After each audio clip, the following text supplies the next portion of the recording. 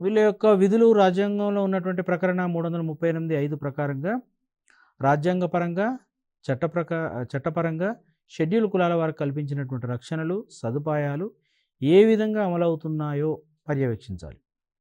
అదేవిధంగా షెడ్యూల్ కులాల యొక్క హక్కుల ఉల్లంఘనకు సంబంధించి ఫిర్యాదుల్ని విచారిస్తారు. అంటే రాజ్యాంగపరంగా మరి షెడ్యూల్ కులాల వారిని వాళ్ళని అభివృద్ధిలోకి తీసుకురావడం కోసం, వారి యొక్క సంక్షేమం కోసం, లేకపోతే వాళ్ళకి సమాజంలో ఎదురవుతున్నటువంటి సమస్యలు ఏ ఉంటే వాటిని ఏ విధంగా వాళ్ళు